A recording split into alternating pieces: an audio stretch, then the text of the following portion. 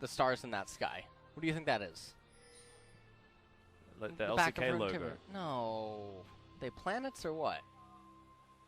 No, there's stars. There's suns. They are just suns. Yeah, they gotta be. Stars in the That's sun. what suns are. All right, you know what? I don't Sorry, stars are. Are you trying to bait me into talking about flat Earth? Is that what you're trying to do? You caught me. Yeah, we're not doing that. We're not doing that. G-Sun almost thought I was a flat earther today. I don't want to go back there. She had a NASA shirt on today. Yeah. Not that I have anything against people having different opinions. Just that's a wrong one, is Dove. Okay. That worked ground.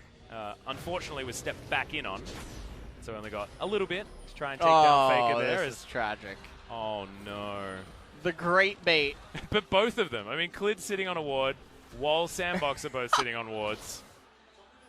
OnFleek had a sweeper. He has a sweeper active right now. Uh-oh. Oh, I thought he was going to go all the way around the left-hand side. But without a ward inside of this brush, it can definitely get a little bit dangerous. And also, Klid's got volatile spidling, right? Yeah. So you have to have it in order to start off in the jungle, because otherwise it's just too long to clear, and therefore he has to. It doesn't have anything to stop OnFleek from just killing it with his Hail of Blades in Zao. So that's just an easy steal to come in from the Sandbox jungler. He's going to go red to red, guarantee the 3-buff start, which is what you can do on the Xin Zhao. See how Klid is going to be able to deal with this. Klid's actually just starting solo on the blue side jungle, which is definitely going to be very rough because you can't transition into a bottom gank. And even if they know where Xin Zhao is right now, he actually paths and mirrors back the same side of the map movement that Klid does. And so it becomes really awkward for him to do anything. And remember, the onus is on SKT to get the ball rolling, even though they have so many scaling champions. Yeah, this is the problem that we had when we were talking about. I think it was Kingzone versus someone, and they were the team that had the Sona. And despite all of the scaling on the opposite side, it just straight up didn't matter. Because Sona just scales even harder as Faker lands the hookshot onto Dove. He now has to just walk away, gets the second application of the E, and now Dove trying to turn it around, using the range advantage, using the minions. As it is an even trade in the end, Dove is ahead in farm. And the other thing to note is Faker, he still has his cookie. It's very important. That is true. That is true. Dove, though, can surf back to lane. Yeah. So with everything that has transpired thus far, Xin Zhao definitely making out a little bit better than Klid. Infernal Dragon, super heavy priority for both of these teams. You see Joker's actually gone for the Guardian this time around on the Tahm Kench as well, not wanting to go for any of those spellbook shenanigans to get extra smites here. Just wants to be able to survive in this lane and do as well as possible. Have a bit of extra farm. As you can see, he's only one behind Teddy. Feeling pretty good on this Tahm Kench at this point in time. He's got Cleanse, Teleport here on Ghost. So still feeling confident enough to take that on the Sona. First day out here for Ghost on the Sona as well. So Ghost has always been a pretty good, awesome dude player for Sandbox. Sandbox had some pretty creative drafts in spring. And during the awesome dude meta. And it's a very different type of champion to pilot for some certain ADCs, so not surprising that not everyone's just picking it up immediately and piloting it to great success. Yeah. She's a great champion. I really like Sona. Yeah? Yeah. Yeah.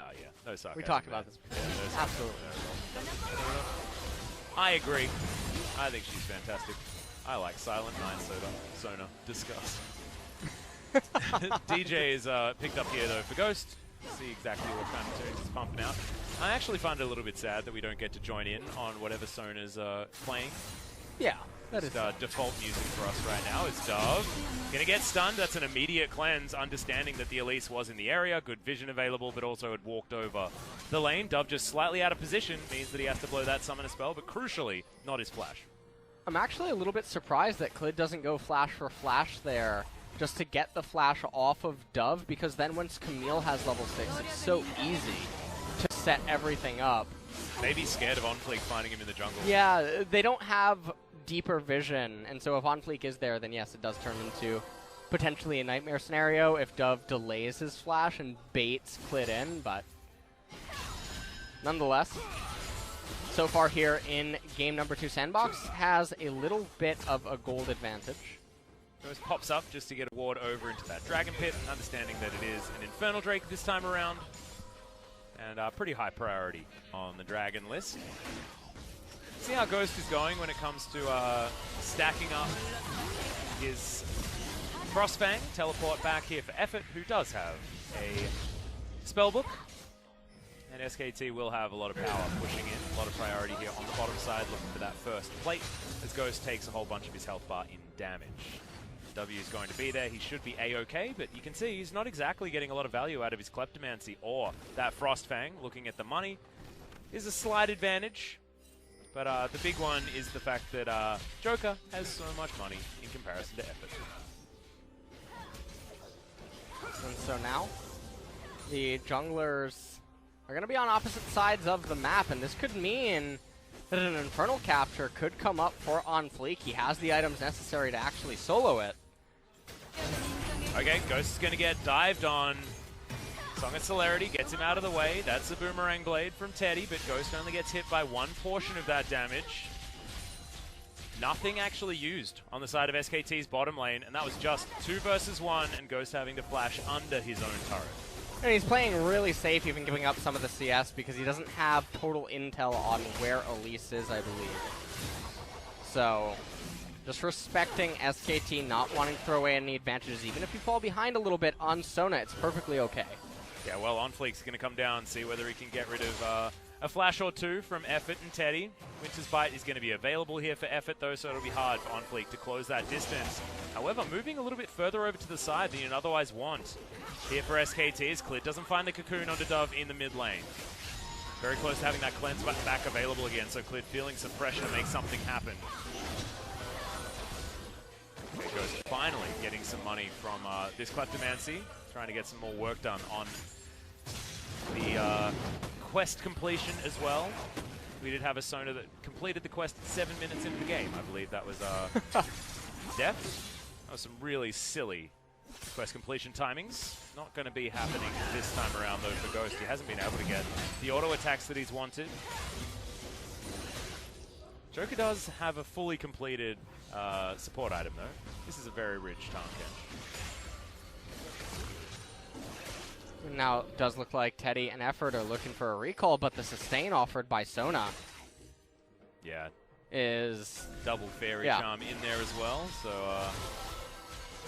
going to be getting that mana back relatively effectively.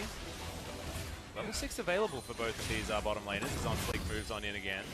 And if you're Klid right now and you end up pathing into bottom lane and Teddy is forced to recall, it doesn't feel that good, because then you become pressured to make a gank appear from the right-hand side, and that's just not going to be that good. Also, Scuttlecrab left-hand side as well, so Klid is having to path in a very unfortunate direction, which is not going to be the best situation in the world, unless somehow Effort and Teddy can manipulate Joker and Ghost into believing. Okay, Hextech Ultimatum down in the mid lane. Faker trying to keep Dove there. Uses Seismic Shove just basically as a way to try and zone.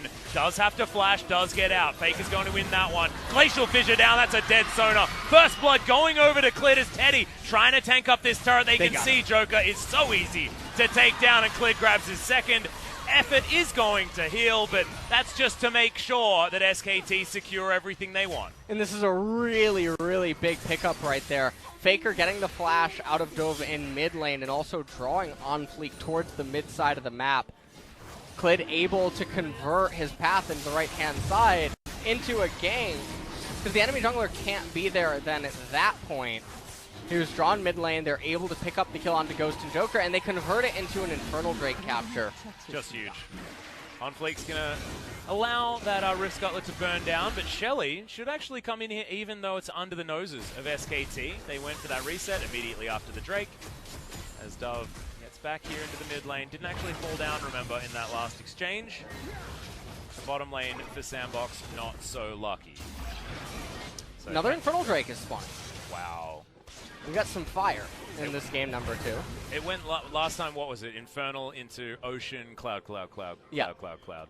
Yeah. That was absolutely not so interesting. But now at least we've got one apiece. Shelly does go down. On Fleek's going to pick that one up comfortably. Meanwhile, we look at bottom side of the map. It's Sandbox going for a bit of a switcheroo. As Teddy's still on the bottom side, but teleport in hand. They will have the ability to maneuver this Sivir across the map. They're definitely looking to try to get some proactivity going on with this lane swap. And it doesn't look like SK Telecom are reacting to it as clean as they could. Teddy a little bit slow to push the wave, but he should be able to convert into plates. Instead, he's backing up. Yeah, you can see he's being very cautious as he doesn't have confirmation of what's going on. Look at how careful he's being. Captain careful down there. Yeah, exactly. Just hanging out. Can't see where OnFleek is. Now he knows that there are 4 members topside. You can see all 5 members of Sandbox here as he moves back down to this outer turret bot side. Shelly's going to charge on forward. It's 3 versus 4, and we've got a lot of poke available for Sandbox. You see Summit, you can just throw out those EQs off cooldown, as that's 3 plates that are going to go down. Now Faker not going to get hit by the seismic shove. Oh, they kept the final plate alive for the time being. Feels like a matter of time before that goes down, but you're right. I think the first turret going to go over to SKT here, so trading up and retaining some control on this map. Oh no. That's a whoopsie. Summit is going to get in there. Hammer form, extra movement speed is good. Can you actually get to the skies? And the answer is no. Teddy, enough movement speed with the ultimate. He gets out. Does get the Sivir ultimate out of her, but at the end of the day, it's still a huge victory for SK Telecom. And so now, Elise, everyone, they get to basically reset temporarily. It's going to be the teleport coming into top lane. Now, will Elise path there immediately after red? That's the big question. You have to know that you're likely going to be warded up. And so if they're trying to make a proactive play, it would be to attempt to draw attention to Sandbox's top lane to lure them away from the right side of the map in preparation for the upcoming Infernal and just create a lot of pressure. There's also still plates to capture with a minute remaining. Yeah. Only 13 on the clock as it stands. 2 minutes until the next Infernal is available. So 15 minutes on the clock for that one. Likely that Sandbox will not let that one go without a fight. Checking in on items. Archangels is done here for Khan. Still on the way for Ghost. The Essence Reaver is there though. Hook shot. Not enough range as Dove looks for the seismic shove. That could have been very dangerous. Speaking of which, Ghost going down to below 200 health, top side. Now Joker just tries to clean this up as best as possible and is going to be successful. As SKT, they just have a lot of pressure. Haven't been able to get too many more kills after that first bottom side dive, but this is way more proactive than what we saw out of the SKT in game number 1. Looks like Ghost is going to commit his teleport to top lane. He wants to hold on to these last turrets, and it looks like SK Telecom, they're going to recall effort. He's running back top lane, even though Infernal's coming up in a minute. Very surprised that they don't just concede.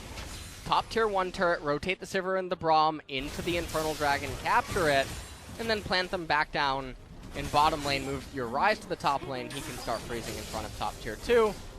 And then you just scale with your double Infernal Drake temporarily, item completions, take a team fight around 3rd Dragon. Yep, that seems what I would assume. And Effort also seems to have the Summoner spells for that School of Thought also, as the Heal Ignite has come in, looking for some more battle stats to take into a potential fight, as Ghost is really struggling to last hit these creeps underneath the turret. Eventually figures it out for the last few caster creeps. He's completed his quest so far, so can now start trying to farm, but at the moment, he's 100 CS in the hole after the Frostmancy completion, and that's bad. That's not going to get you enough money, I don't think. Well, we'll see what ends up happening here, as this dragon is super, super big for both of these teams. Sandbox are the first to get to the play, though. As you can see, Summit, he's dealing with a minion wave towards an inner turret, but we'll be able to get that one pushed out. Equalized waves. Bottom side of the map, Faker's up towards the top side, teleport in hand, however. Sandbox have all the priority, but teleport available on Faker. Summit's here as well. That's a big chunk onto Clid. Yeah, it's a huge shock blast, Clid. I don't know whether he can actually get in here. Cocoon is going to land, but it's only under the Tarm Kench. Ultimate flies forward from Effort. Look at the AoE into this pit. Goes so low, flashes over the wall, but Faker denies anything. He's going to go down before Joker even falls. And now, over the wall, not enough, as the Audacious charge a little bit too late to come off cooldown. Summit dives on top of Clid, immediately transitions over to Effort, who flashes Gets back over the wall, and that's why we subbed this man in. The young man mechanics from the SKT Summit. support. Not so much for Clid there as Summit just dives on him. A really exciting team fight on both sides. I'm not entirely sure who won. They gotta be a little bit careful. This is a Jace. He can definitely blow you to pieces. If he gets an execute, that's a really big thing, but Braum should be able to get the Experian. Oh, never mind. He wasn't moving. Yeah, not going to happen. He was actually waiting for an item. That's a whoopsie. Probably wasn't going to be able to catch up anyway, so that is certainly good news. Let's for take a look Sandbox, at this. But yeah, let's have a look at it one more time. The Cocoon hits onto Tom Kench, and Joker gets chunked so heavy. Summit in the back, able to do so much damage to Faker, but Hextech Ultimatum comes out. Eventually, Joker's actually saved, but on Fleek, he was locked up inside of the Dragon Pit. Had he been able to go over the wall a lot sooner, this would have been a lot cleaner for Sandbox. Summit trying to be basically Superman. He was almost able to get effort right there. Chase nerf, am I right? Thanks, chat. All right, so right there, Elise ends up getting cleaned up right at the end. Yeah, but I was biting off a little more than she can chew. As yeah, you were talking about Jace nerfs. Can we have some more? Please, sir. You know, I was against the Jace nerfs. You were? I was. I feel like a Jace is very akin to Azir or Lee Sin or champions like that few players can really pilot. Get the most Yeah, out of. to get the most out of. Not everyone is capable of actually playing Jace. Yep. There's a lot of champions like that. Ryze is another example of a champion that doesn't have a high solo queue win rate because you have to have sunk a few games into that champion and be pretty skilled in order to make things work. Effort moves on over, lands his Winter's Bite, but otherwise not too much to happen as Khan turns up on the bottom side. Dove can't thread the volleys. SKT wander out unscathed. Top lane outer turrets is still standing. And that bottom lane inner, bottom lane outer is all that's fallen in favor of SKT. Weaver's Wall comes in. Sandbox starting another fight, but Unbreakable exists. That old interaction, denying the wall. I really gotta say, every time Sona presses the button and that little tune comes out, that sounds really good. Yeah, it sounds really nice. Yeah, DJ Sona's a great skin, man. They need to use that tune to make another type of song. You know? It's in her songs. They need to make it a full song. It is. They are full. She has 3 different full songs. You didn't know that? No, I mean like an actual pop song, like the KDA songs. Oh, right, like the KDA songs. Okay. Follow along. I don't understand. Like, do you need lyrics to have an act? Is that what an actual song means to you? Yeah. No, I mean like I'm a pretty produced. sure like a song is just like something with a melody, right? You know like, what? We want to be pedantic. Okay. SKT shoving into the mid lane. This is going to be below half health for the outer, but Teddy's unable to stick around to finish that one off. Faker though, pressure elsewhere on the map as this top lane outer turret is certainly going to die. So the really scary thing here is SKT, they have a lot of one-shot potential in some of their champions if they can land a Rune Prison onto Sona, or any of the members for that matter, or a Camille Ultimate, an Elise Cocoon. That's what their team composition is going to end up being degraded to as this game crawls on. Crescendo lands into the mid lane. Teddy does have a spell shield, but not enough. Ghost is going to survive as well as Summit turns up in the nick of time. It's the Tahm Kench that grabs the kill. I'm excited about that. Thomas deserves everything that he can get. 3,000 gold, still the lead for SKT, but now a man advantage on the Rift for Sandbox. Mountain Drake coming up in 50 seconds, and we always talk about how great that is for Sona team compositions. It makes it so easy to do the Baron, which is typically sometimes one of the weaknesses of Sona team comps. Interested in what this Forbidden Idol is going to turn into, as there's the Weaver's Wall just to get SKT out of the way, but Effort was there, standing ready. That's a great seismic shove as Effort is going to die. Underneath the turret, Teddy teleports back in. The minion wave was dealt with earlier, but that's another quick pick. And Summit, so much time bought for him to push underneath this turret. Faker now looking to try and get him, but he's just so quick. Hextech Ultimatum, no opportunity to even use it, as OnFleek was already there. Yeah, and Summit just got so much value, and the gold lead is now dissipating. Sandbox, they're in position to get the next Mountain Drake. Yeah, this is once again Sandbox just playing better as a team in this mid-game. This is Sandbox's time, though. This is when Sandbox plays their best League of Legends, is when they can get out of the laning phase and start moving around with their power, start really flexing their muscles on the Rift when there are still outer turrets, things like that still available, and the game hasn't been controlled. Clid, once again, powered shock blast to the face. SKT are by no means out of this, but they do need to show us that they've grown, that they've changed. They have fixed up their playstyle. Okay. A lot of damage onto Ghost, but he has teleport. He does. And Seraph Embrace is also just transformed, so we'll now have that one available. Forbidden Idol is there. I wonder what that's going to turn into. As he goes back home, he might Maybe let us it just know. goes Redemption. Yeah. Ardent Sensor could come in as well if he wants to. Would benefit on Fleek and Summit a hell of a lot, actually, if you pick that one up and you have it in an AoE as your W gets used. In fact, she's a disgusting Ardent Sensor user. But it's just not necessarily that was the a style beautiful you crescendo. Have. It was, and hiding the animation behind the turret as well, absolutely fantastic. It's really, really, really nice play by Ghost. I didn't actually see. I saw the animation of the ultimate come out, but not her do a wind-up, which is a lot of what gives you the idea. Tower falls down, though, as SKT are able to brute force that one. War of attrition successful here for SKT, getting control of that outer turret mid lane. Faker moving on over to try and steal a blue buff, but it's Ardent dangerous. Sensor. Yeah, it is completed now for Sona, which means this is a massive spike right now for Sandbox if they were to team fight. But if they just wait a little bit longer, they're going to have the Sterix, they're going to have the Black Cleaver on the Jace as well.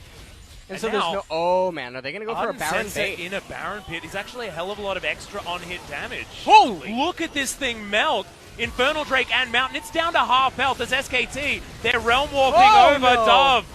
His wall gets completely built. Effort can't get over. The Baron is going to get taken down, but no, it's going to be a 50. Oh, Clint! Oh! Just going to take it down. Joker, remember, did not have the smite. That is going to be secured by the Tahm Kench regardless. And Sandbox have done it again. 20 minutes on the clock, and they just steal a Baron. They just stole it right under their noses. The Mountain Dragon coming into effect right there as well. Surely helping them get everything sped up. And now, SKT, they have Rise and Sivir. They're not horrible at resisting Baron. They are, though, at 22.5 minutes. The champions also don't have the items. Okay, Joker. Grey Health's going to be eaten very early. Seismic Shove moves over to the side. Ghost is doing so much damage now, though. Yeah. You saw that Q landing on two members of SKT. Crazy damage coming in here as Sandbox finally get themselves into a gold lead scenario. 1.7 thousand. I want to applaud that Baron one more time. Just the idea of going for this at this time was so smart. In theory, SK Telecom should have been able to react to this a little bit better, actually utilizing the Rise ultimate to try to position some of the members over if they were going to actually go for a fight at the Baron pit. But it was so intelligent and quick and decisive of Sandbox to initiate that play. And you can see there's a lot of enthusiasm. Yeah, coaching staff, it seems to be something that they have actually done in scrims. You know, I love that they go straight to the Baron pit as soon as that Ardent Sensor is finished. That comes in, they understand that now, with OnFleek on the Xin Zhao and the Jace there on the roster, they just do so much single target damage. Not to mention, Talia being one of the highest single target PvE mages anyway. Really, really cool stuff. I love to see this sort of innovation here, and Sandbox have done it so many different times so far. What a spicy game we have on our hands. Another Infernal Dragon. Yeah, and also, this is a game that has been moving much more quickly than that of game number one. Seismic Shove comes in. That's a high-value Shock Blast there from Summit. As just brute force in a turret, no answer from SKT at this stage. You have a feeling that they will be trying to defend these inhibitor turrets as Faker off to the side, wants to find that flank, wants to find that ultimate. But that's just an inhibitor turret dead. SKT needs to pull a trigger of some kind sooner rather than later. They need to just wait. Right now, Baron is going to dissipate in about a minute. They can get priority to the Infernal, which is looking like what Faker and Khan are trying to do. Baron Recall going to come in. They're going to beeline straight to the Infernal. A little bit too late there. Okay, yeah. But top inhibitor, not the end of the world. It's the closest Baron, or the closest inhibitor to Baron, which means that your carry is always going to be in close proximity to it. So that's why it's considered the worst one until Elder Dragon starts becoming an actual threat in the later stages of the game. And then it can be argued that it's the best one to have, depending on what the map state is, the team comps items, yada, yada, yada. And from here, if SK Telecom just allow this Infernal Dragon to be taken, it's a pretty unfortunate spot. I like what Sandbox are doing. They're clearing out all the vision surrounding the Infernal, because they can also use this as a double, or they can use it as a way to fork SKT, I'm always careful with that one. Now, the thing Into a team fight. The thing that I like about this, though, is they can now play around bot side, which is not theoretically what you should be doing at this stage of the game, because Baron is so valuable until the Elder Drake is on the map. But with that top inhibitor down, they can use it like the bottom inhibitor down around a Baron. They just do it around an Infernal Drake instead. Guarantee that one. Double Infernal and a Mountain here for the squad that has the Sona and now a 3,000 gold lead. That's very scary for SKT fans, staring down the barrel of a 2-0 for Sandbox. He got 16 AD. It's a long sword and a half. I was checking that out. Oh yeah? Who did? Xin Zhao.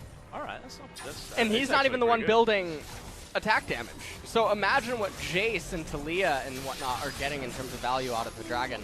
Not to mention the fact that Dove and Ghost will have some pretty cool hats coming up pretty soon. That needs to be a stat. They need to have, you know how your champions have the little the dragon bonus. Yeah, it needs to tell you what you're getting. Yeah. I don't know whether everyone's as passionate about it as you are, but I would like it. I think it sounds good, yeah. Twitch chat would like it. YouTube chat would like it. Come on. Okay, guys. Sound off. Would you like it?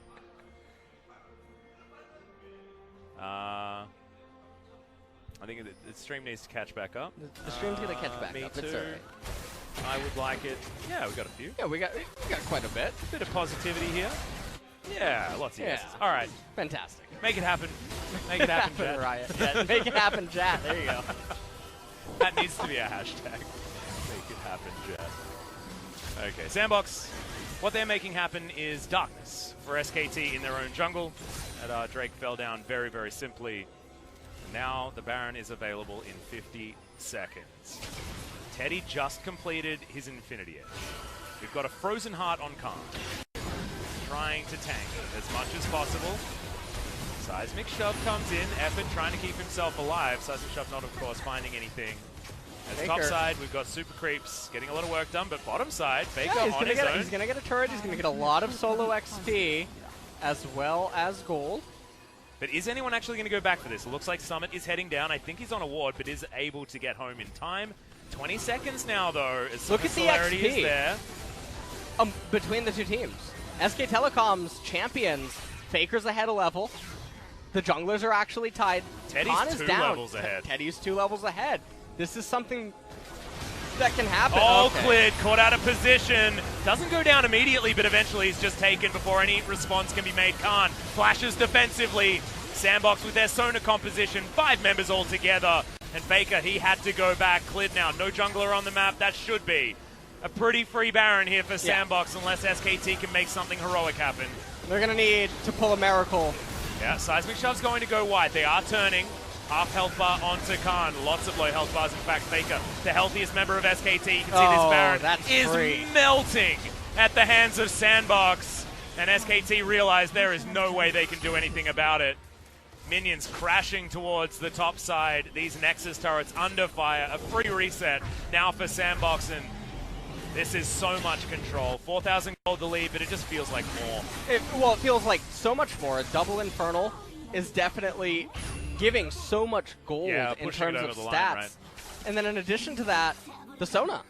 The scaling. We talk about it all the time. It's mostly levels here for Sona. I think that level 16 is like super huge, so her being behind there was good for SKT, but just not having the vision. They needed to try and get someone in there to get vision down, but just unfortunate that it was Clid that fell down. Yeah. Clid fell super early on, and they're just not able to stabilize the game. Yeah, and that's what SKT in the past has been so incredibly good at. That was their MO, but it just feels like this meta, that is not the way you're supposed to play. It's not about stabilizing your opponent's decisions. It's about making your own.